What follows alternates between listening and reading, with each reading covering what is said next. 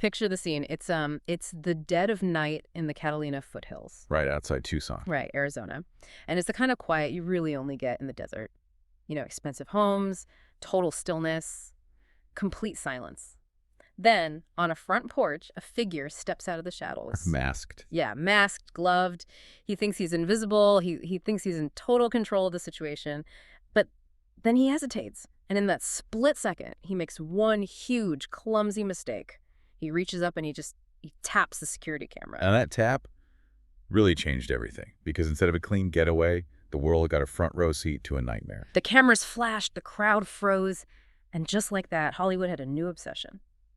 Welcome to Starscope Report. I'm Jordan. And I'm Jamie. Join us as we uncover Hollywood drama, music industry shakeups, and viral influencer scandals. From red carpet surprises to social media controversies, we dive deep into the stories behind the fame.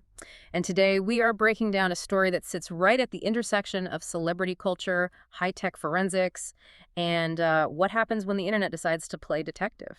Yeah, we're talking about the disappearance of Nancy Guthrie. The mother of Today's Show anchor, Savannah Guthrie. Exactly. And the absolute chaotic media spectacle that followed. This isn't just a missing persons case. It's really a case study on modern fame. We've got this botched burglary theory versus a targeted abduction. We've got a backpack you can literally buy at Walmart that blew a hole in the cartel theory. And a local rock band that got dragged through the mud for absolutely no reason other than bad timing. So let's start with the night it actually happened. The 2:12 a.m. breach. It's Saturday, January 31st. By all accounts, it's a totally normal evening. Nancy is 84. She's sharp. She's independent. But she does have limited mobility and needs daily medication. Right. And she's out to dinner with her daughter Annie and her son-in-law, Tommaso Cioni. The timeline here is incredibly tight. Tommaso drops her off at 9:48 p.m. And we know the garage door closes at 9:50 p.m. Yes. That is the last time she is verified safe. Fast forward to the next morning. She misses church. That is the immediate, glaring red flag. The family rushes to the house and it's empty. But here's the thing that really confuses me. The house isn't trashed. Right, it's not. It's not like the movies where the place is tossed and furniture is overturned. It's almost orderly. Her phone is there.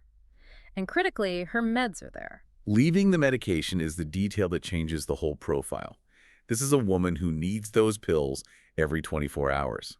If this was a planned long-term kidnapping for ransom, like a professional job, you'd take the meds. Because you need the asset to stay alive. Exactly. Leaving them behind suggests one of two things. Either a total disregard for her life or just a complete lack of planning. Which brings us to the footage, the mistake we talked about in the intro. So the FBI releases this video they recovered from the Nest camera's cloud backend. It's a 1:47 a.m. A masked guy walks up to the porch, and he tries to knock the camera off with these, I don't even know how to describe them. Light taps. Light taps. It's absurd, really. He's so gentle with it. He fails to knock it down, so then he grabs some foliage from a potted plant and covers the lens. But he does it after he's already been recorded, looking right at it. It's the definition of closing the barn door after the horse has bolted. It really is. Okay, so we have a guy who can't figure out a Nest camera.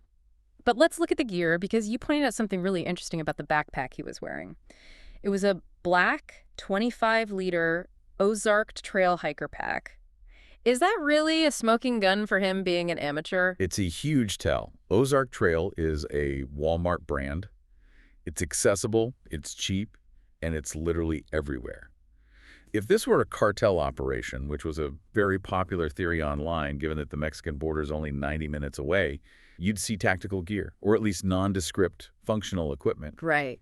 You generally don't see a $30 backpack you can pick up in the camping aisle while you're buying milk. It screams opportunity, not operation. Exactly. And look at the weapon. The FBI noted he has a gun, but look at where it is. It's holstered improperly right over his crotch. Yeah, that looked incredibly uncomfortable. It's not just uncomfortable, it's dangerous. No professional trains to carry a weapon like that because you risk shooting yourself every time you bend over or move. It suggests someone who watches movies about crime rather than someone who actually commits them. A total amateur. Completely. Which is deeply ironic because while this guy is failing at being a movie villain, the rest of the world decided to cast their own characters. And this is where the story goes from a tragic mystery to a digital witch hunt. But if you think the footage was the only thing analyzed, just wait until you hear how the internet turned a local rock band into the villains of the year. Oh, it gets wild. Coming up, we're going to talk about the shockingly specific detail internet sleuths use to ruin an innocent teacher's life. Hint, it involves eyebrows. Stick around. If you're loving these Hollywood twists, make sure you're subscribed. We've got even crazier stories ahead in this deep dive. So, we've established the intruder looks like an amateur, but the police haven't named a suspect. However, the internet. The internet decided they cracked the case in about 48 hours. Yes, the early black conspiracy. Right. So, Nancy's son-in-law, Tommaso, the guy who dropped her off, he plays bass in a local band called Early Black. It's a post-punk shoegaze band in Tucson. And because he was the last person to see her, the media, specifically journalist Ashley Banfield, reported that a senior law enforcement source called him a prime suspect. Even though the sheriff walked that back and cleared the family. Right, the sheriff had to come out and explicitly say the family was cleared. But the internet didn't care. They pivoted. They decided, well, if it's not Tommaso, it must be his bandmate. Enter Dominic Evans. He's the drummer. He's a fifth-grade teacher, just a regular guy. And suddenly, he's public enemy number one. Why? Because internet sleuths on Twitter decided his eyebrows looked like the eyebrows of the masked man in that grainy video. Think about the reach of that. They used side-by-side photo comparisons, claiming an exact match based on eye spacing. And then they started digging. They dug up a theft charge from 1999 where he stole a calculator and a watch while he was drunk. Wait, a calculator in 1999? Yes. That's the criminal record they're hanging this on. That's not a criminal mastermind. That's a bad night in college 25 years ago. It didn't matter to the mob. This is what sociologists call digital vigilantism. It's incredibly dangerous because there is no due process. Dominic Evans described it as having his name taken. Imagine you're a fifth-grade school teacher, and suddenly you have strangers gathering outside your house at night. That detail absolutely broke my heart. Dominic and his wife, Andrea, sitting in their own home with the lights cut and the power off, hiding in the dark because a mob is outside. They had to send their 6-year-old son away to stay with relatives just to keep him safe. Andrea said she was scared numb. It's a digital lynching. And the irony is, the sheriff, Chris Nanos, actually came out publicly to defend him. He said Evans is going through hell, and even suggested he should sue for libel. But the damage is already done. Exactly. And the investigators had to spend 40 minutes interviewing Evans just to officially clear him. That's 40 minutes, or period. They weren't looking for the real guy with the Ozark Trail backpack. It reminds me of that concept we were talking about earlier, the society of the spectacle. Guide aboard, yes. Yeah. Real life is replaced by representation. The crime stops being a real tragedy happening to a real woman and becomes entertainment. It becomes content for influencers. We start treating real people like characters in a true crime series that we can just villainize based on a plot twist we invented online. It's the CSI effect completely weaponized. People think because they've consumed enough true crime media, they can analyze pixelated eyebrows better than the FBI. They twist completely innocuous things, like they also went after the band's guitarist Walter Goncalves. Oh, right, the interview quote. Yeah. They found an interview from 2012 where he mentioned he wanted the Joy Division song Atmosphere played at his funeral. Which is a totally normal thing for a post-punk musician to say. Completely normal. But in the context of a high-profile disappearance, the internet twisted it into evidence of dark criminal intent. It's confirmation bias on steroids. So while the internet is out here hunting drummers and overanalyzing music interviews, the real mystery was actually landing in the inboxes of TMZ reporters. Later in the deep dive, we'll talk about the shocking twist regarding the ransom notes and why one message claimed Nancy was safe but scared. The ransom notes are where this case shifts from just strange to completely baffling. Usually kidnappers contact the family directly, right? They send a note or make a call saying, "We have your mom, pay us." Usually, yes. But in this case, the people claiming to be the kidnappers bypassed the family entirely and contacted the media. Yeah, a local TV station, KLD TV and TMZ, get these bizarre emails. That is so strange to me. It suggests the perpetrator is watching the coverage very closely. They know this is a massive media event. One note demands millions of dollars in Bitcoin.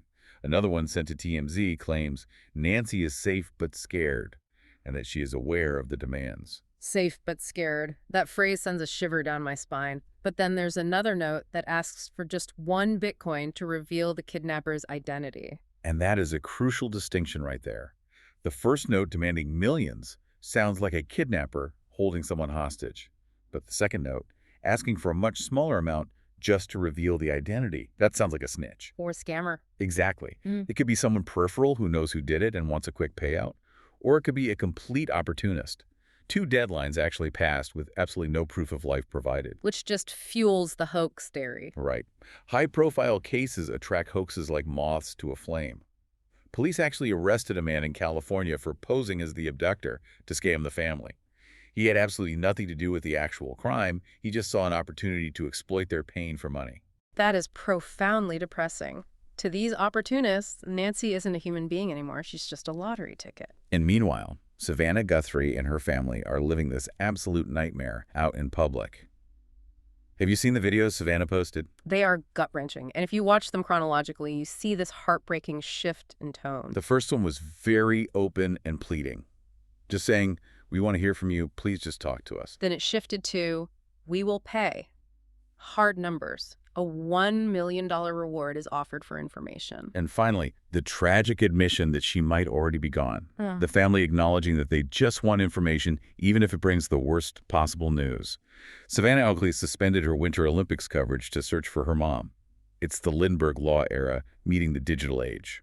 What do you mean by that? Well, in 1932, with the Lindbergh baby abduction, it was physical paper notes and wooden ladders. The technology was analog. Today, it's Bitcoin wallets and encrypted emails to TMZ.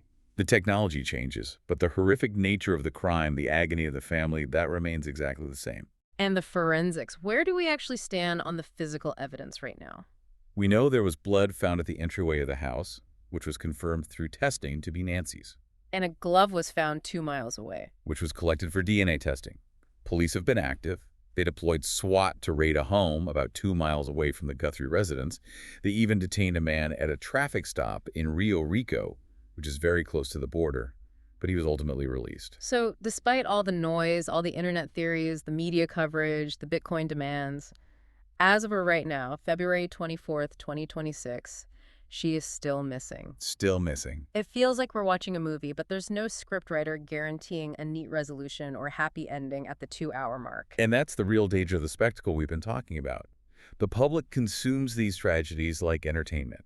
We sit back and wait for the next plot twist. But for Savannah, for her siblings, and for innocent bystanders like Dominic Evans, whose lives were upended, this is a chaotic, terrifying reality. So what does this all mean for us, the people watching from the sidelines? We're all glued to the updates, but are we actually helping? That is the ultimate question here. The sheriff said they won't quit looking. But in a world where true crime is consumed voraciously as entertainment, we have to ask ourselves a tough question. Are we creating so much noise that the actual signal, the real truth, is getting lost? Right. Did the internet's obsession with the shoegaze band allow the real guy with the Ozark Trail backpack to slip away because millions of people were looking in the wrong direction? Sometimes the most helpful thing you can do for an investigation is to step back and not add to the noise. That is a very heavy but necessary thought to leave you with today. We all want justice for Nancy and answers for her family, but maybe the best way we can help is to stop playing detective and let the actual evidence speak for itself. Stay tuned and hit that subscribe button so you don't miss what's coming next. We dig deep into these sources so you can understand the full picture without getting lost in the frenzy. You've been listening to Starscope Report, where Jordan and Jamie uncover the stories shaping Hollywood, music, and pop culture. Thanks for tuning in, and don't forget to subscribe for more stories that keep the stars shining.